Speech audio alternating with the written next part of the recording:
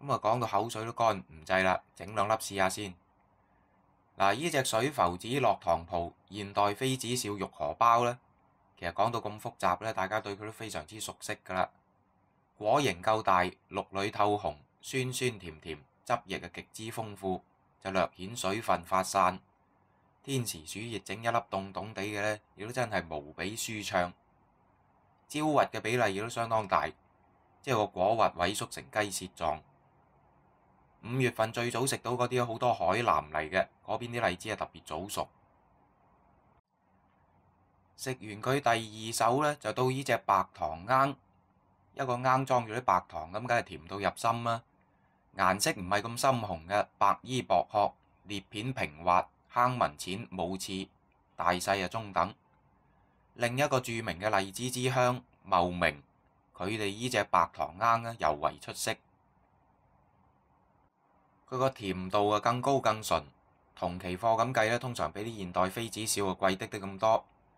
但係荔枝嘅價錢好難講嘅，妃子笑第一下出嚟咧，獨佔咗個早熟市場嗰個時間咧，可以賣得貴啲。咁又要睇個新鮮度啦。嗱，你啊千祈咪睇嗰啲網上文章配圖嚟到認荔枝啊！寫嗰啲嘢嗰啲人呢，90%一睇就知佢嚟自啲冇荔枝嘅地方嘅，揾唔到實物，亂咁抄啲圖嚟配。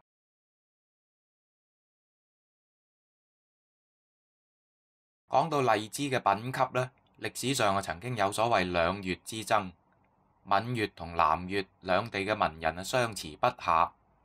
咁大多呢鄉曲之見，即係自己鄉下啲嘢硬係覺得特別好過人哋。咁呢個好正常，我哋每個人都會有。其中影響力最大呢係上一節提到蔡襄嘅荔枝譜，佢係福建人。佢認為咧南粵荔枝精好者，僅比東閩之下等咁話。咁蔡襄佢到底有冇食過嶺南荔枝先？係有嘅，食過一種咁多，移植咗過去閩粵嘅，佢叫佢個火山。佢食到嘅火山呢係4月熟，味甘酸而肉薄，所以佢以為嶺南荔枝通通都係早熟肉薄味酸嘅。佢又唔知道呢，其實嶺南荔枝係分開兩大類，山枝同水枝。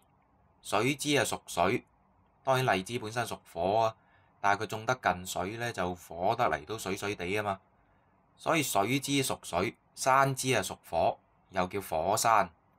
只要唔係水枝呢，就全部都係火山嚟嘅。去到新興香麗、增城掛綠依啲嘅極品呢，都係屬火山。當然水枝唔係唔好啊，亦都有黑葉等等嘅水枝嘅名種代表，即係個屬性唔同。古人呢中意搞呢啲咁嘅陰陽五行嘢呢，去將啲嘢分類。火山類呢比較多係遲熟嘅，善變而滋味百出，隨其土為高下。佢唔係可以立亂移植嘅。荔枝呢，佢有一啲品種係特別適應性強，適合推廣種植，可以保持到個產量同品質嘅。但係另外有一啲呢，佢話移咗幾廿米都變咗味嘅喎。我諗係未必係嚴格地以嗰個水火嚟到區分啦，即係一種種好難講，要試到嗰個地方氣候水土係啱嗰個品種至得。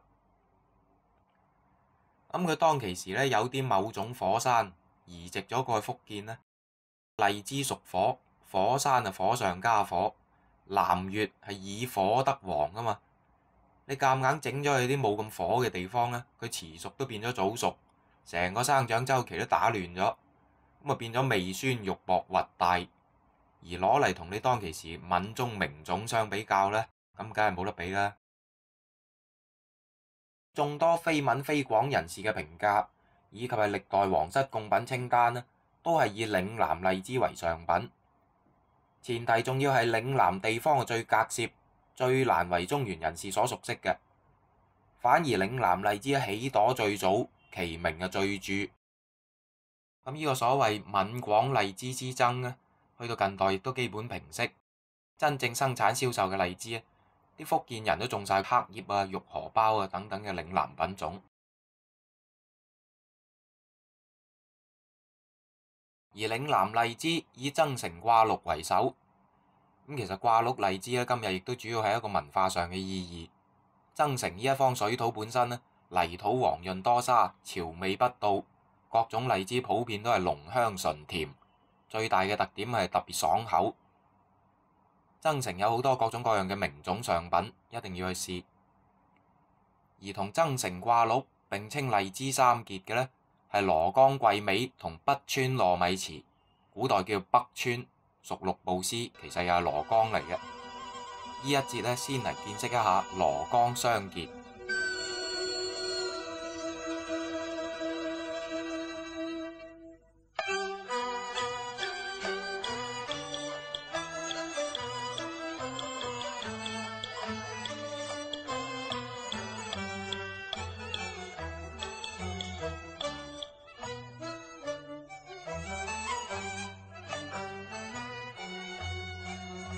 蘿崗香雪就要年尾冬天先有得睇啊！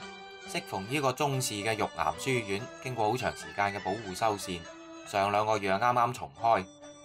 佢係廣州最古老、保存得最好嘅書院。嚟到蘿崗呢，必須要上去遊覽一個依山而建嘅建築。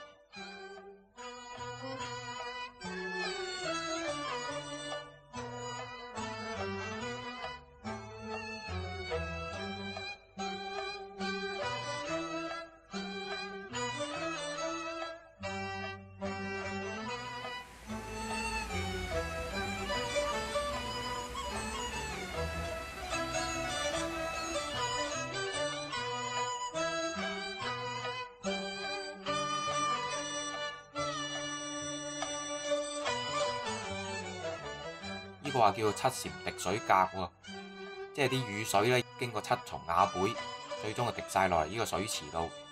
據說當年咧要經過皇帝恩准先至俾建嘅，你普通人家搞成咁咧就僭越，好大罪。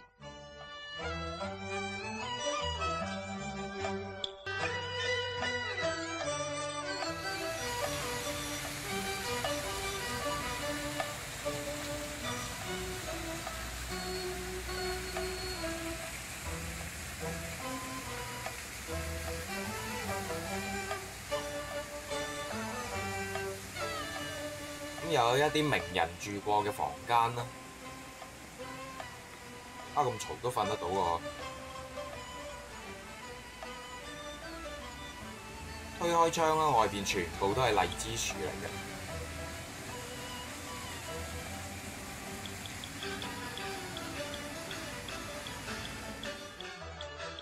上到嚟玉岩書院羅峰寺，一定要嚟睇下呢一棵千年荔枝王。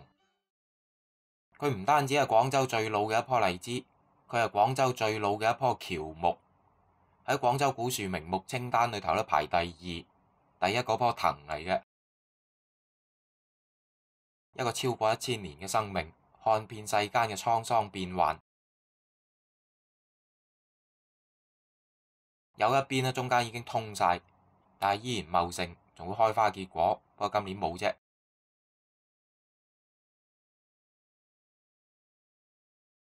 依樹整個山頭咧佈滿好多過百年嘅古荔枝樹。要知道廣州古樹名木咧11499棵，當然呢個數字係林業部門好多年嘅各區嘅統計數字組合而成。而最近一次普查咧已經係2014年公佈。呢個時間裏面咧好多嘅古樹喺個所謂開發建設之中遭到破壞啦，有各種病蟲啊、颱風啊等等嘅原因會死亡啦。咁另外又有好多原本係被鑑定未到100歲嘅樹木咧，會進入咗個百年古樹嘅行列啦。但係無論如何喺廣州古樹之中，荔枝一定係壓倒性第一多。呢個在冊嘅11000多棵古樹咧，着緊5900幾棵，係超過一半都係荔枝樹嚟嘅。而喺整個廣東嘅百年古樹之中，荔枝嘅比例亦都係僅次於榕樹，排第2。荔枝係嶺南文化裏邊一個非常之重要嘅植物，而蘿崗係貢獻咗最多呢啲百年荔枝樹嘅地區，好多嘅古荔枝樹群落。蘿崗荔枝最大嘅特色就係老樹荔枝居多，佢哋係一個種植傳統嚟嘅。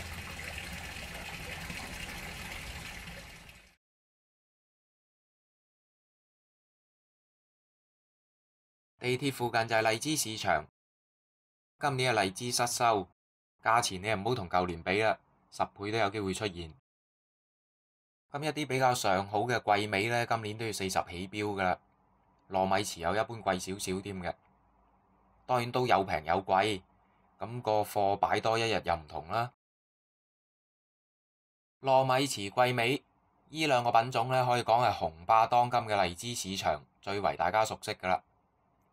不過其實好多時呢啲荔枝攬埋都叫糯米糍，甚至可能佢本身都係名種嚟嘅，但係啲人唔識你冇用。反正啲圓滑冇刺咧，就當佢糯米糍。咁啊，桂味就基本上冇得呃嘅，特徵顯著，大細啊中等，紅中要帶的多綠咧先至靚。嗰啲刺咧好突，好吉手，但係佢冇嗰啲落糖蒲咁密。個裂片咧相對闊啲，整個裂片形成個錐形，而唔係個刺出喺個裂片上邊嘅。個頂啊正多斜少，上邊嘅節位好清晰。咁糯米糍啊，果大冇刺，個裂片坑紋好明顯，比較深，裂片啊比較闊大，好多公楞酸嘅現象，即係有粒側生果仔，亦都有呢啲孖埋嘅咧，叫做丫計。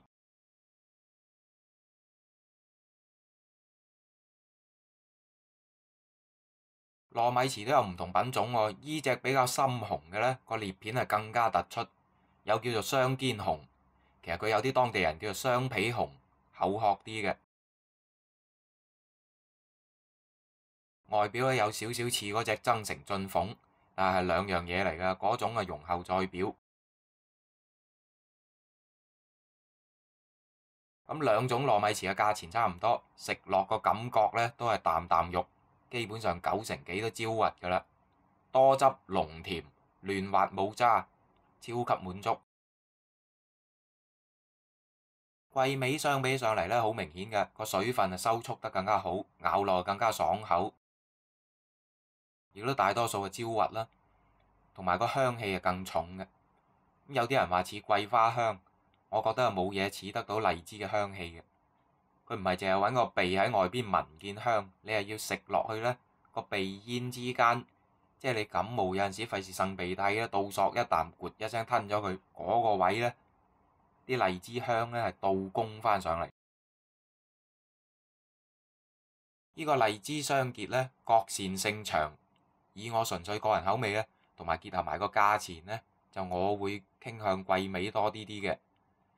但係荔枝咧，你一定要不同品種對照住嚟食咧，先至過足癮。而要試更加多嘅廣州名種，下一節咧就必須要去埋我哋嘅荔枝聖地增城。